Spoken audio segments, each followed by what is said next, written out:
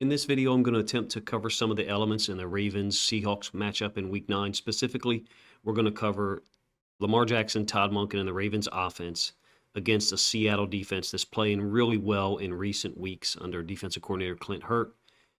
I think Jamal Adams' return to the lineup in terms of full participation after the Giants game where he returned and got injured after 9 plays has really helped this defense become more multiple, faster, and more multiple in coverage as well.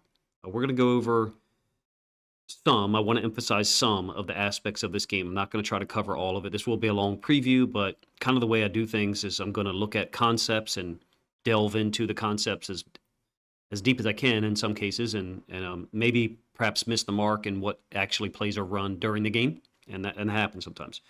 So I think these two teams are evenly matched, particularly the Ravens offense against Seattle's young, talented defense. Like I said, Hurt.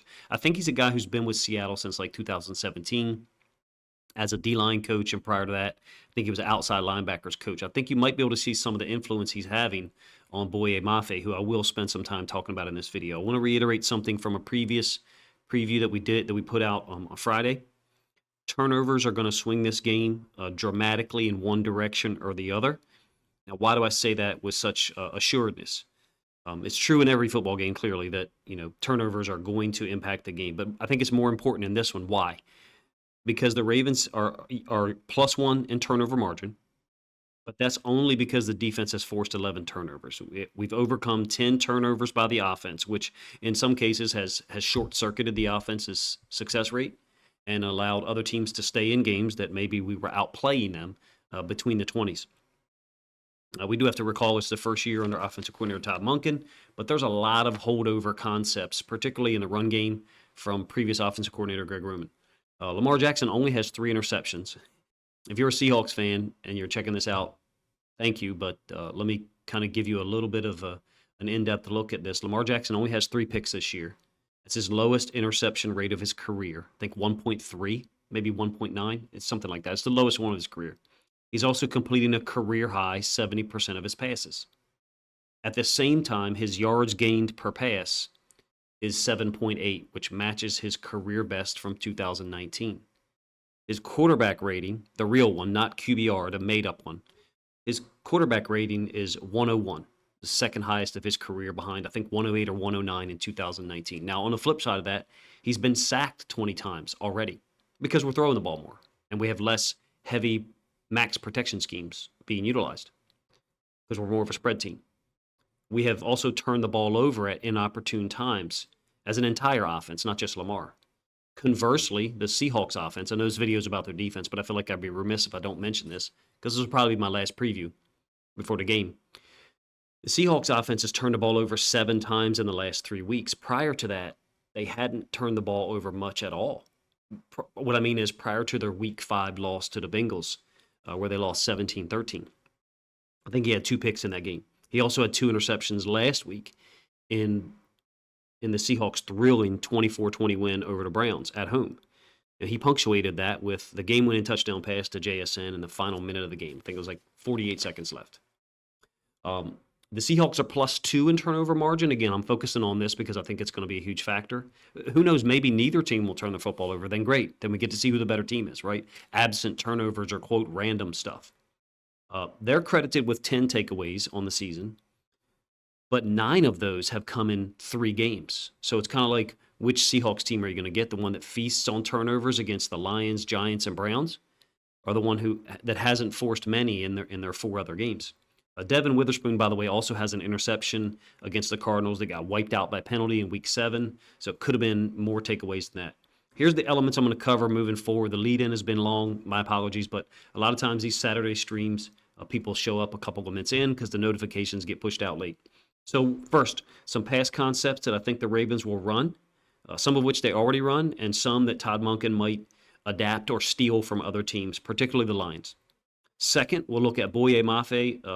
Not too in-depth a look, maybe 5 or 6 plays, but I did a video about him last year, his rookie year. I thought he had tremendous potential. Feel free to go back and compare my thoughts to that video. It's on YouTube, to what he's doing in 2023. He's got 5 sacks. I call him a Pernell McPhee clone, and that's a compliment because I think Pernell McPhee was an incredible football player who was underrated and career was somewhat messed up by injuries. We'll put it that way. Third element will be option stuff, option plays, which brings Lamar Jackson in as a potential runner. And I think that could swing the game dramatically for the Ravens. I'm not saying the Seahawks don't stop it, because what the Seahawks do, the way they typically defend the option, is gap exchange it or scrape exchange it, and force a keep read by the quarterback. In some cases, that's not what you want to do against Lamar. It's totally the opposite of what the Pittsburgh Steelers would normally do, although one of the plays I show you, they actually don't execute that concept. The fourth element I'll show is Jamal Adams. I want to show respect to the guy. Like, he's only played in 4 games this year, came back from injury, really only 3. He played 9 snaps against the Giants before getting hurt. Thankfully, it wasn't a serious injury. So since he's played in 3 full games, they're giving up 15.7 points per game. You feel free to check me on that, but I think their points per game is down when he's playing. It could be the teams that they're playing against. They played against the Browns, the Bengals. So he's playing about 85% of the snaps overall. I love how they're using him as a nickel DB out in space. He tackles well. He covers better than people give him credit for. He's a dime linebacker in 4-1 personnel where they keep Wagner off the field, but I think they take Brooks off the field.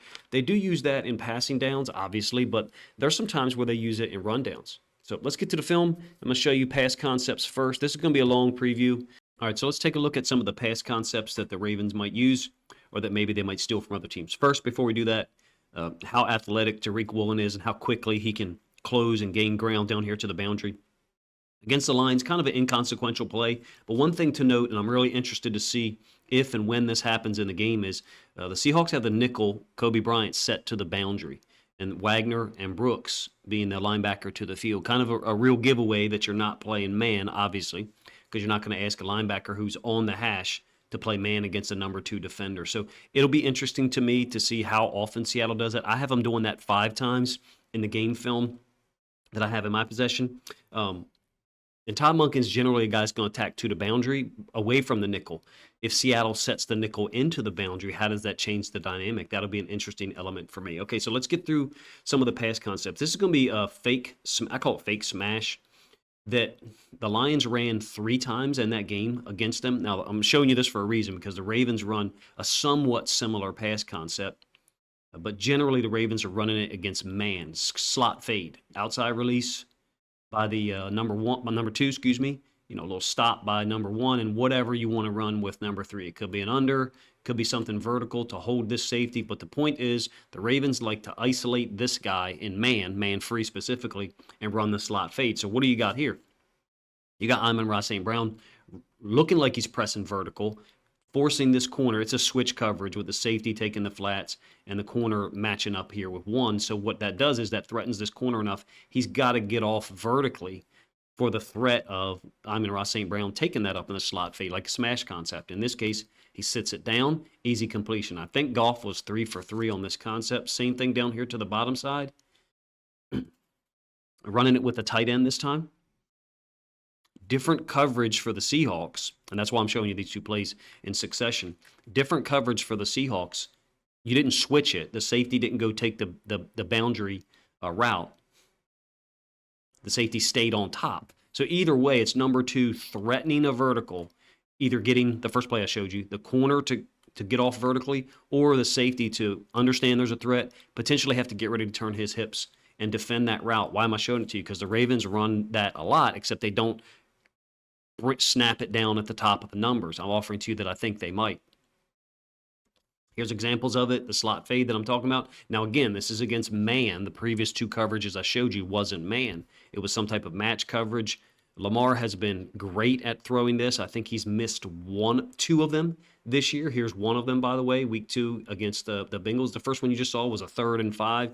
They love this concept when they know they're going to get man free, whether it's a 4-man rush or a 5-man rush. I think this is their go-to when it's a 5-man rush, because Lamar knows that they're going to get pressure in his face, and he understands the route that's going to be available because they know the coverage. So whatever the situation is when the Seahawks decide to play man, it can't be too predictable, because if it is, then Lamar Jackson are going to go to the slot fade, and they're going to look for a matchup, whether it's Nelson Aguilar, whether it's Zay Flowers in the slot, or a tight end like you saw Sam Laporta.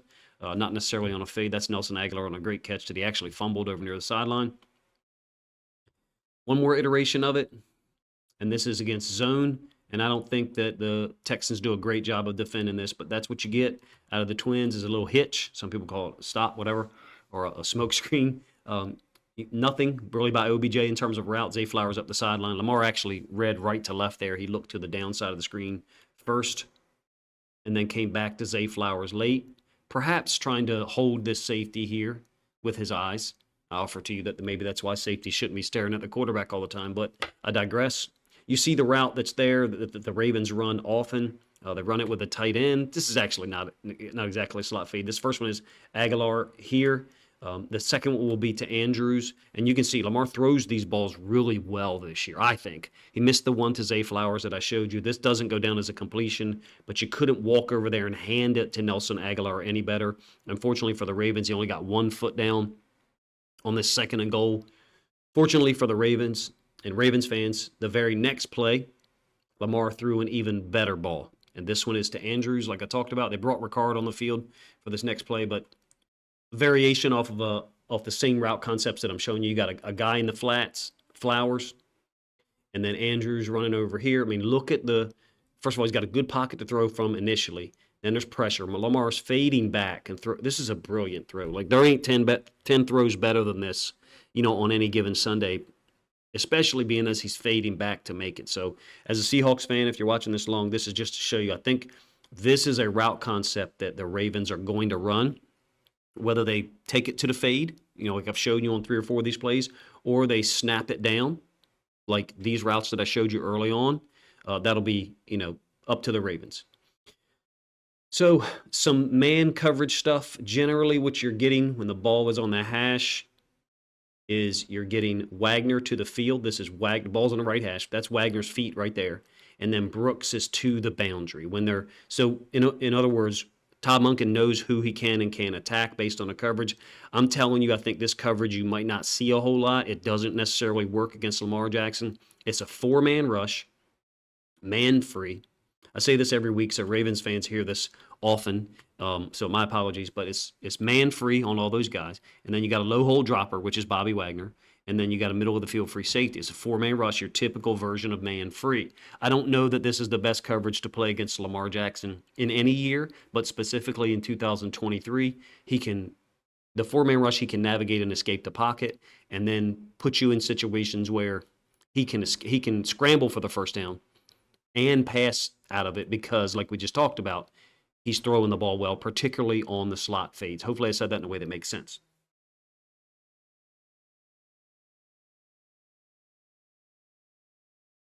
Some tight end stuff. Devin Witherspoon plays pretty much everywhere. In this case, he's playing outside corner against Sam Laporta. I did a video on him a couple of weeks ago. Just an exceptional talent. I think this ball could be thrown a little bit further out in front of Laporta, but just an exceptional talent. A guy who makes plays everywhere they put him, outside corner, slot, nickel, corner, whatever you do. One thing to mention, the Browns tried to run this play last week against Seattle. This is the trick play that, quote, beat Devin Witherspoon in terms of him not defending it well. He sees the ball handed off in the backfield, comes forward, and then, they're wide open. The Browns tried to run this last week, number 1, unsuccessfully. P.J. Walker had to throw it away. Number 2, the Browns also ran a lot of screens. I'm not sure that the Ravens' screens have been that consistent this year for real, but nonetheless, it's something I think the Ravens might look at running because the Seattle defense plays so well downhill. All right, some concepts that the Seattle defends well, that the Ravens run well, so it'll be kind of a clash here, is mesh. So you're going to get one underneath route here, an underneath route from this side, and then, that tight end I think runs the sit route. An underneath, you get motion, and an underneath, so you got 2 drags underneath, and the sit to the bottom. I think the Ravens are going to look for this route here to the running back, and I'll show you why. It's not necessarily, this isn't going to be every coverage. You can see Jamal Adams is on as a dime linebacker, by the way, and Witherspoon is on as the nickel. So you've got Witherspoon and Adams, and then you've got Trey Brown, outside corner, and Reek Woolen up at the top. This route by the receiver to the outside, Marquise Brown, he's kind of bending out and then taking it vertical. I think the Ravens are going to press this route immediately vertical to try to get this corner out of there, make him declare. and then look for the second man through, meaning the wheel by the running back. And if the linebacker goes to cover it, then Lamar will look for one of the underneath guys. Lamar is a guy who likes to work the ball down the field. Sometimes we've said he held the ball too long. I think that they're going to modify their version of mesh this week and get these verticals up the field now instead of bending it so much that this guy did, like the out and up. And it'll be 1, 2, and then 3 coming under, which isn't the normal way that you read it. Normally it will be somewhat different than that, but I think because of what Seattle does with their corners and that they are so heavy looking at the quarterback, I think they're going to try to clear him out of there, get the running back into that vacated space, and if the linebacker goes there, throw the number 3 drag into that space. Here's a couple of versions of mesh that the Ravens run, just so you can confirm. This is a touchdown to Mark Andrews. Again, this is a 4-man rush, and the Browns have an unbelievable pass rush. We know that. If you're a Seahawks fan, you clearly know that. You played them last week. The 4-man rush. I'm not saying 4-man rush that never works. The Ravens have had trouble with pass pro this year. Patrick McCarry, who's playing left tackle right here, is going to be playing right tackle on Sunday because Morgan Moses can't go. And if you don't know, Morgan Moses has probably been our most consistent offensive lineman in 2023 from a run pass blocking perspective. So this is a mesh concept that the Ravens run. The running back isn't really releasing here hardly at all. It's Gus Edwards. They'll probably put Justice Hill in when they run it, or maybe Keaton Mitchell if he's eligible. But you can see Lamar's maneuverability in the pocket and ability to find people when there's tight space around him. So that's a look at some of the coverages they play, some of the things I think the Ravens might try to do against them, particularly with slot fade or smash concepts, and then the mesh. All right, let's look at some Boye Mafe film. He didn't play in week 2 against the Lions. Young guy who came into the league known as a run stopper, and to some extent last year that's what you got as a Seahawks fan. But this guy's got 5 sacks this year. I mentioned him in the other preview. I'm trying to show some film of him because, first of all, I really like the player. Like I said in the preview or in the lead-in, I did a video about him last year, his rookie season, showing the potential that he's got across the board. Look, the guy played special teams last year, was on kickoff, and did a fantastic job. He's got sacks in 5 straight games. I hate to say things like this, but I think to me, he looks like a guy who can get 10 sacks a year because of how explosive he is, the size, his arm length, and his commitment to his moves. He's very abrupt and attacking. He plays downhill. Boye Mafe does not play backwards at all. I've seen him in pass coverage, and he doesn't do a bad job at all. But this is a guy who, to me, is surging in his second year. And I think more people are going to be talking about him as the year finishes because he's just a fantastic talent. In the lead into this, I called him a Pernell McPhee clone. If you don't know, Pernell McPhee was one of the best run stoppers in the entire league for a 2 or 3 year period, particularly when he left the Ravens and went to Chicago. Brett Coleman, really famous content creator, did an amazing video in 2016 called Pernell McPhee is a Grown-Ass Man. I'm not sure if it's still on YouTube, to be real, but check it out if you want to, and you'll get a look at what he thought of Pernell McPhee back then. And that's where last year when I mentioned Boye Mafe is a Pernell McPhee clone, that's why I mentioned it, because I thought he was that talented. I thought he was someone who could be a dominant edge rusher a dominant run stopper on the edge, and now he's given you 5 sacks in 6 games played this year. Pretty unbelievable if you ask me. All right, let's get to some option stuff. This is where it's going to be interesting if you ask me. The Ravens have run a lot of option with Lamar historically, particularly under Greg Roman. The way Seattle tries to defend the option is they like the gap exchange. I'll briefly talk about it on this play. So running back crosses the face of the quarterback. They like to gap exchange it. The D end run down the line, theoretically to take the running back and force a keep read by the quarterback. At the same time, the linebacker will gap exchange it, meaning jut outside and exchange gaps with this defensive end outside linebacker, forcing a keep read by the quarterback that goes right into your unblocked outside linebacker. That's the idea. You can see the left tackle's release is to go up to the inside linebacker. In this case, Brooks isn't getting outside enough. Dobbs outruns him, makes a heck of a play. Josh Dobbs playing like he's on his last move, but we know he's since moved on to Minnesota. I think the Ravens are going to run some option stuff, and I think it's going to be early. The Ravens have typically been a third down option team with Lamar at quarterback, meaning 3rd and 2, 3rd and 3, stuff like that. Here's a great example of the way the gap exchange should work. This is Wagner. He's going to be to the field again when the ball's on a hash. So you can see that the D-end outside linebacker, I think it's Hall, went with the running back. Wagner folds over the top. Additionally, you've got Jamal Adams. He wins to the outside. He always wins against these blockers in space, tight ends, wide receivers, whatever. Wagner was going to stop the play anyway, but Adams does a great job as that nickel defender out in force. So watch the Steelers defend it and not gap exchange it at all. Highsmith is going to make a mistake and go down the line, forcing a keep read. No one is folding over the top, partially because of the way they're lined up. And they're lucky that Lamar didn't take this to the house on a 3rd and 3. Ravens do a lot of that, by the way. Flip the running back from one side to the other late, particularly when they're running option. I haven't really gathered a percent yet on how many option plays do they do that on, but they definitely like to switch the side of the back late in the play clock. 3rd and 2 against the Titans, week 6. Very similar to the play I drew up where Bobby Wagner successfully gap exchanged it. There was a flag there that was on the Titans, just so you know. Ravens are doing this in hurry up out of 11 personnel. Aguilar, the 3rd receiver, is going to arc release outside to go get the nickel defender. In this case, it's McCreary. They've isolated, or they will isolate, this defensive end.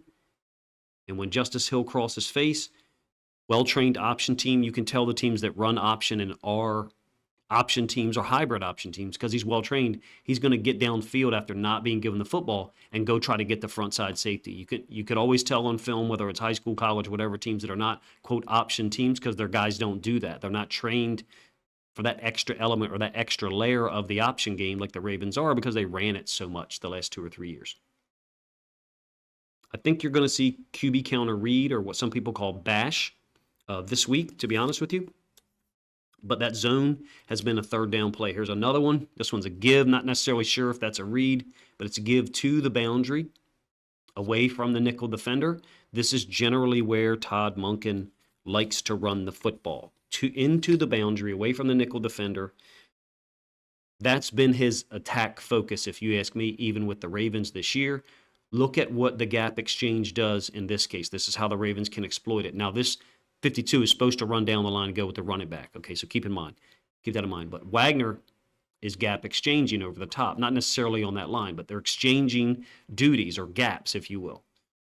What does it do?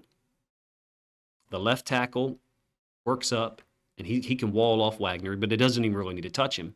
And this is the front side inside linebacker, Brooks. Look, when he takes on the block, there's nobody there as an interior second guy to pursue, because Wagner was gap exchanging it to the field. I think you're going to see very similar run concepts with the Ravens, where the back is set to the field and the running back crosses the quarterback's face, in this case Lamar, into the boundary, forcing that gap exchange and letting that second level guys not get there with the same propensity and speed to support the front side inside linebacker. Hopefully I said all that in a way that makes sense. So let's look at this touchdown by Dobbs. First of all, Josh Dobbs turned the football over a lot, but the dude has played incredibly hard, and that's probably why Minnesota went out and got him. Ball is on the left hash, so Brooks is the boundary side inside linebacker. I'm not saying that this play succeeds just because he's over there, but you can tell that 52 is oriented in a way that Josh Dobbs keeps it. There's not a quick enough gap exchange here. I don't think he's scraping outside enough. He's scraping tight to the tackle to get outside, and there's just too much space in that lane. Now, let's show this down here and how Arizona blocked this to give Dobbs that lane. You got the number 1 wide receiver, Wilson, on the outside right here, the tight end who motioned across. Ravens run a lot of 12 personnel or 21, so they could do this with Ricard and Andrews. What they do is they cross it. So Wilson, the wide receiver, goes to get, I think it's Love, the safety. The tight end who motioned across this way, he goes out to get the corner, number 1. Woolen is the guy who ends up making the last-ditch attempt here. So they're trying to cross it. In this case, the nickel defender widened up because he's the force player, and look at all the space in there. It's not that the way Seattle's defending it is wrong. Credit Arizona for doing a good job for manipulating them and putting them in this situation. Again, where was it? To the boundary, to the short side of the field. Same play, end zone angle, just so you can see that the ball was on the left hash, and it's a very real thing that coaches offensive coordinators, coaches attack to the boundary at times. Todd Monken does it more than others. That's the point that I'm trying to make here in terms of the option. This case, the running back was set to the boundary and the quarterback threat was to the field. You're not going to get this look, I don't think, out of Seattle too often. I think Seattle is way more confident in their DB talent. And no disrespect to the Lions DB. They've had some injury problems in this game against the Ravens. Jerry Jacobs didn't play. What was supposed to be their starter, Emmanuel Mosley, he's out.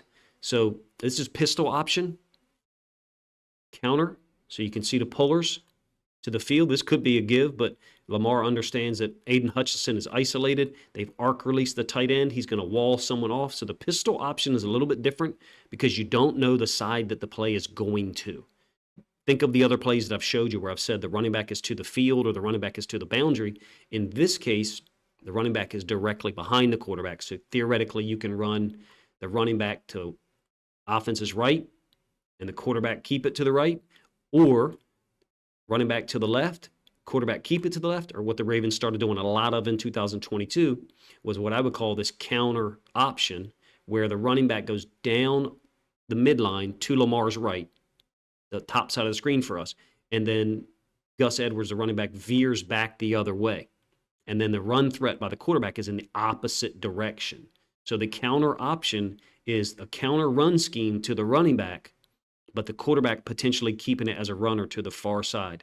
That threat right there is different from what most teams have shown against Seattle this year in terms of the option, even though Arizona did run it a lot. This is a third down play. Forgive me if you guys hear me.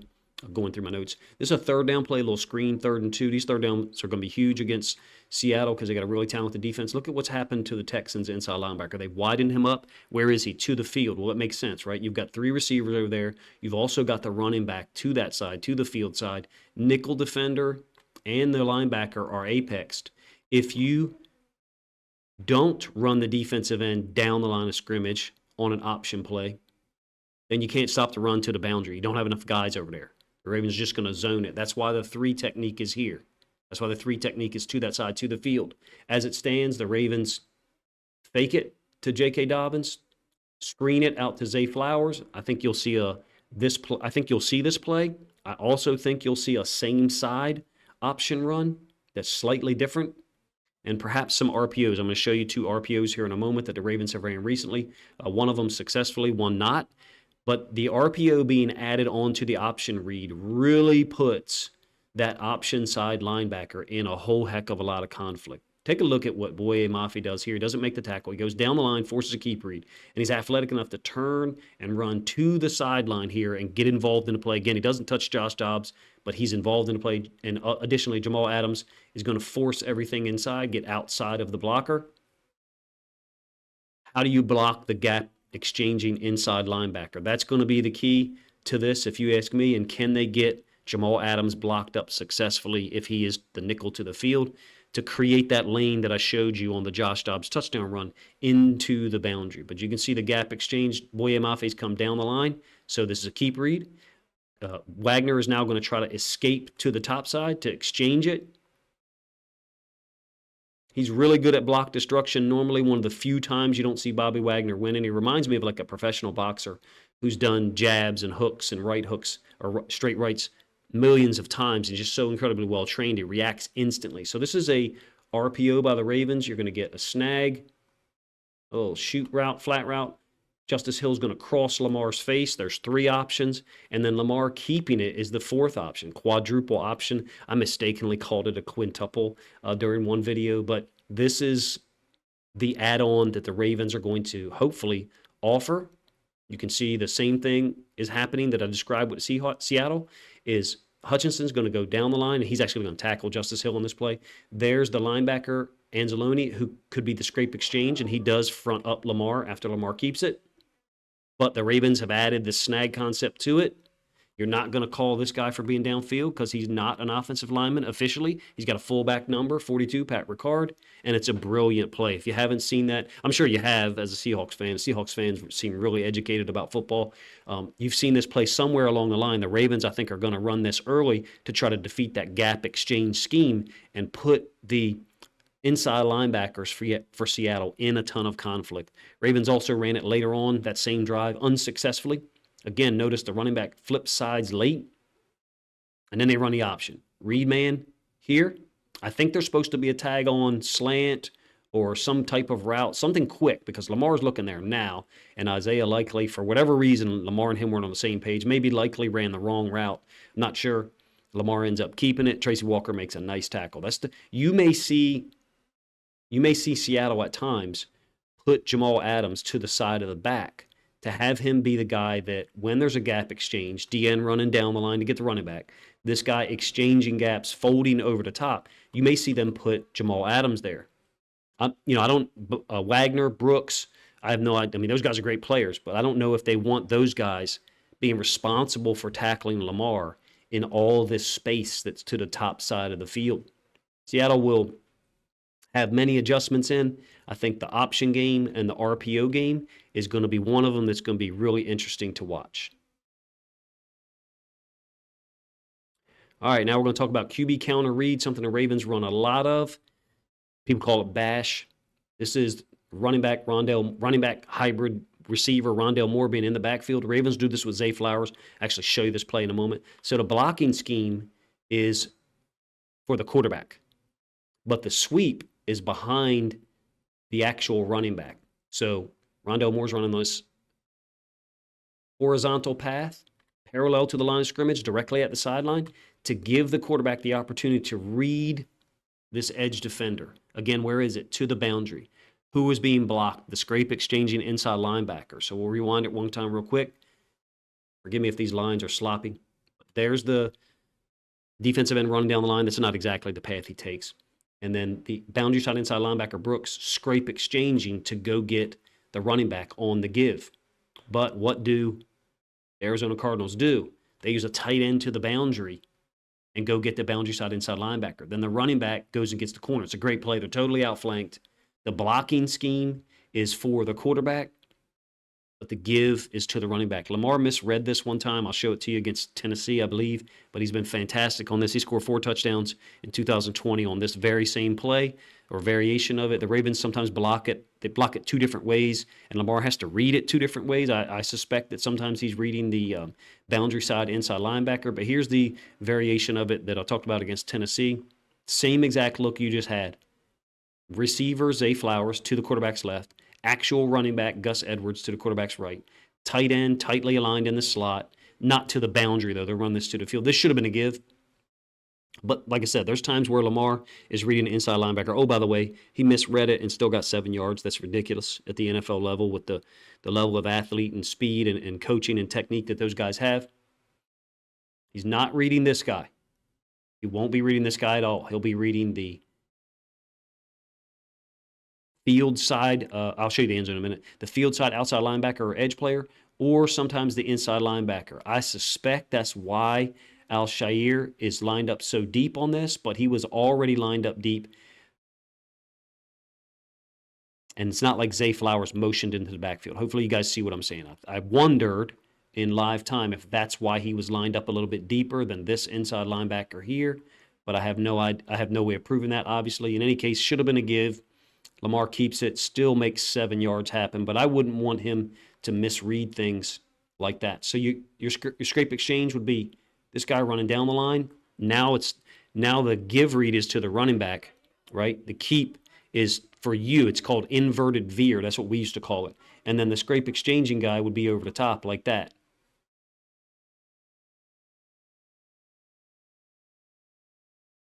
He's clearly misread it unless he's reading the inside linebacker, but it doesn't make sense to me because they're blocking him.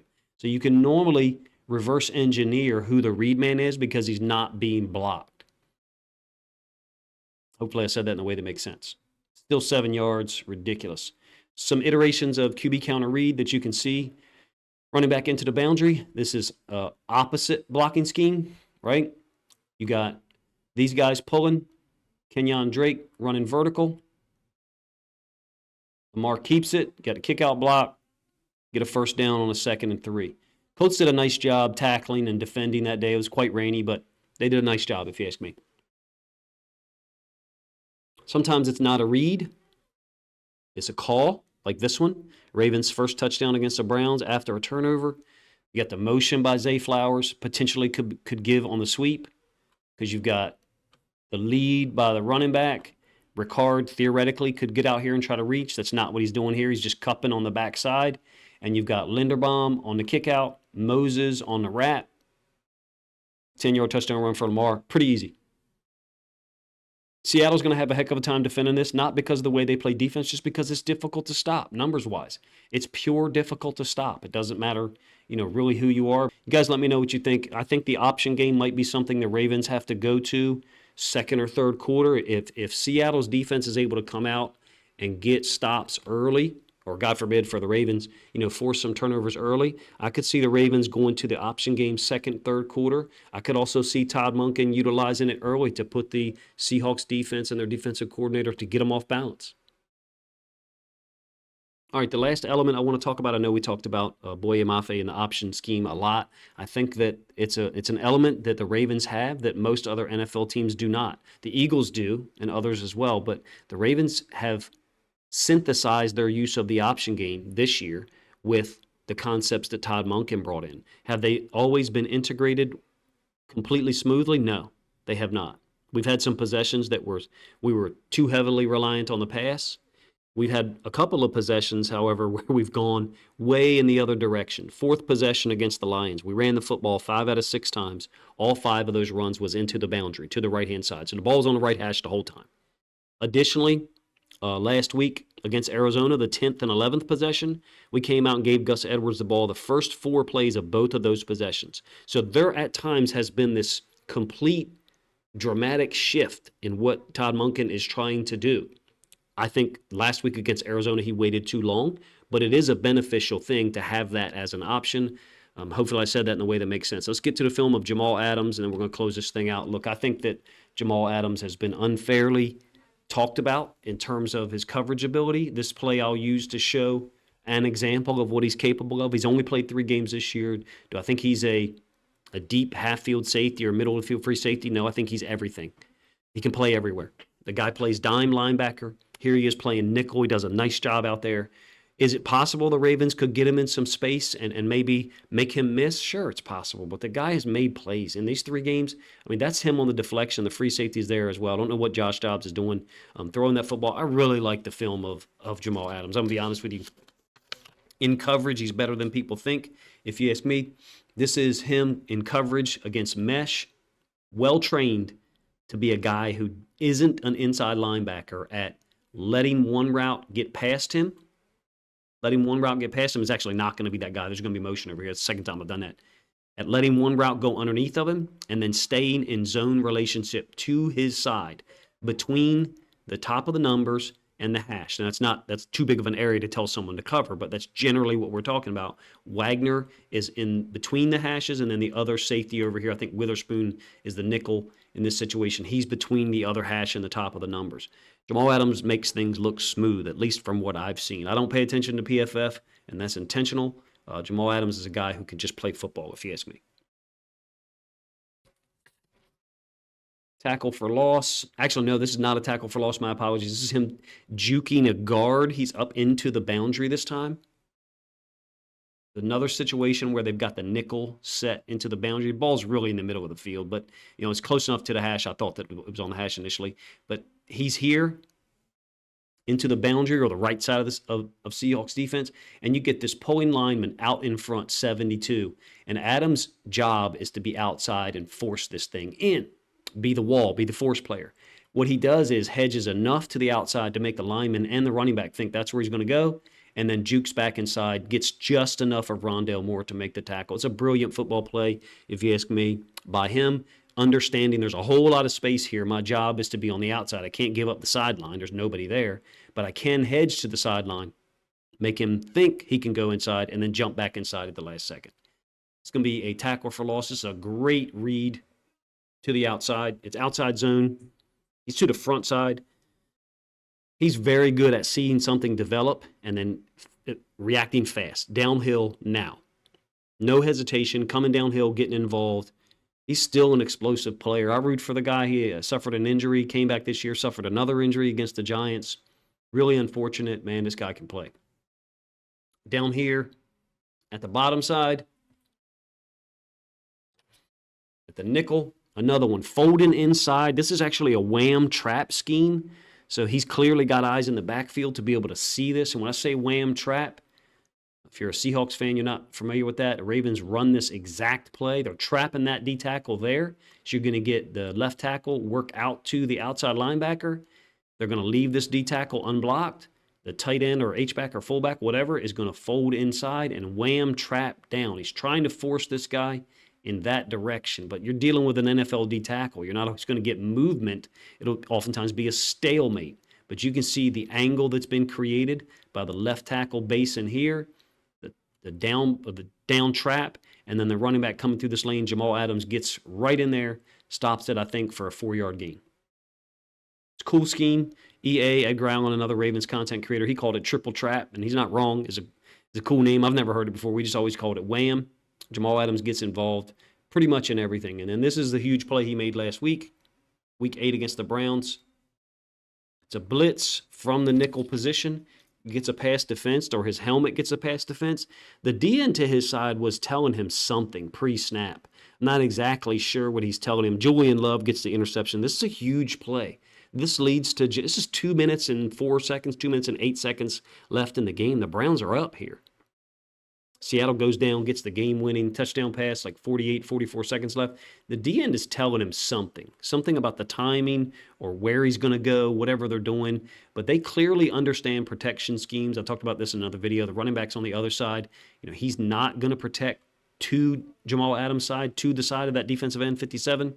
He goes away, releases in the route, and gives Jamal Adams just enough of a free window to run in there, deflect the pass with his helmet, give the end zone angle. I think he actually leans into it a little bit. I don't want to see him make these plays against the Ravens, but I appreciate whenever someone gets talked about so strongly and with so much assuredness that they're not good at something, pass coverage, and then they come back from an injury, 2 injuries, I guess, and are able to make plays like this one and others that I've shown you. Like I said, I won't be rooting for Jamal Adams on Sunday, but I'll be rooting for him to get out of it healthy and make plays like this against other teams, specifically other AFC North teams like the Browns, although they've already played the Browns and the Bengals. So you guys let me know what you think of Jamal Adams, the film I showed you. I chose to focus on him and Boye Mafe because they're 2 distinctly different players. Boye Mafe is a young guy who I think is just exploding with talent and exponential growth in his pass rush game, and Jamal Adams is a guy who's trying to make a career out of playing in Seattle, where he's a great fit. If you ask me, I have no idea what the contract situation looks like. I know it's pretty high. This is my look at the Ravens offense versus Seahawks defense. I don't do predictions. I do score ranges. It's no fun to try to do one for this one, to be honest with you, because the turnover aspect, the turnover element is going to influence this game so much. It wouldn't surprise me to see either team win 27-17. It wouldn't surprise me to see this game be a 23-21 game that's decided by a late field goal. We've got Justin Tucker on our side, so we feel great in those situations. This is a very talented, fast, and athletic defense. Let's do it this way. If the Ravens are able to go out there and score 25, 28, 30 points against this defense, you will get a complete believer out of a lot of us, myself included. I've been very critical of Todd Monken some weeks, and then the very next week I've done videos telling you how great a job he did. That's his job. His job is to take that criticism. His job is to put guys in position. This is an extraordinary challenge, if you ask me, against a Seattle team that comes in 5-2. Very similar to the Lions 2 weeks ago, but I would caution anyone to think that we're going to be able to just drop back and throw the ball so much against this team. The talent in the secondary, vastly different. The Lions were very shorthanded as far as their corner situation that week. And Seattle is going to play some very sound coverages and still be able to generate pressure with some of the guys I showed you. Appreciate you guys' time, man. Let me know what you think of the preview video, the way I constructed it. It's out a little late, probably coming out during the college football games, but I wanted to get this out on Saturday because I know Sunday morning is going to be full of the Chiefs-Dolphins game early, and most people wouldn't want to watch previews on Sunday. Let me know what you think of the video in the comment section. If you haven't already subscribed to my channel, please consider doing so now. If you think other Ravens or Seahawks fans would enjoy this extended look at Sunday's Week 9 clash, then please consider grabbing a link to this video, sharing it out on social media to help this content get more reach.